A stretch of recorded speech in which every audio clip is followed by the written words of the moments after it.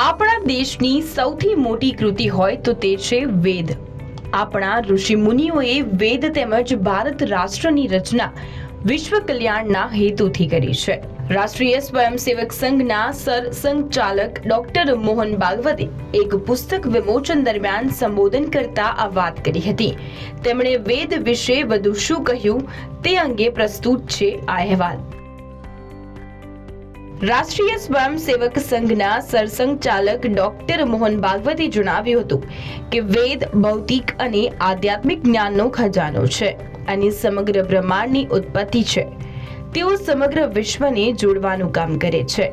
સરસંઘચાલક મોહન ભાગવતે બુધવારે પુસ્તક વિમોચન સમારોહમાં જણાવ્યું હતું કે આપણા ઋષિ મુનિઓએ વિશ્વ કલ્યાણ માટે વેદની રચના કરી હતી અને તેથી જ વેદ અને ભારત રાષ્ટ્ર બંનેની રચના વિશ્વ કલ્યાણની ઈચ્છાથી થઈ છે।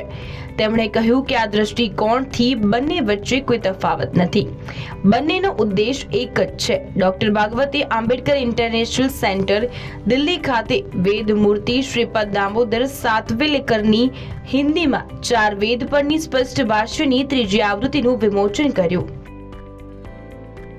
આ અવસરે સંઘચાલકે કહ્યું કે ધ્વનિના કંપનથી વિશ્વનું નિર્માણ થયું છે। ખ્રિસ્તી ધર્મમાં પણ આ જ વાતનો ઉલ્લેખ છે। આ ધ્વનિ સ્પંદનોને અનુભવીને અથવા જોઈને વેદોની રચના કરવામાં આવી હતી। તેમણે કહ્યું કે આ દુનિયામાં અમુક અંશે ભિન્નતા છે, પરંતુ તેનાથી આગળ પણ એકતા છે। ભારતને આ એકતાનો અહેસાસ થયો તે ધર્મ બની ગયો જેને દરેક વ્યક્તિ અનુસરે છે।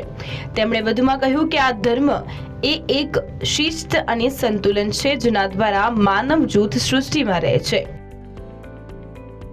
તેમણે કહ્યું કે સાતવલેકરજીએ વેદોમાં રહેલા આ જ્ઞાનનો અનુભવ કર્યો અને વેદ સમજાવ્યા। તે તેમના અનુભવનો પુરાવો છે કે તેમણે પહેલેથી જ કહ્યું હતું કે તે 100 વર્ષનું જીવવાનું છે। સ્વાધ્યાય મંડળે તેમનું વેદ ભાષ્ય પ્રકાશિત કરીને ઉત્તમ કાર્ય કર્યું છે।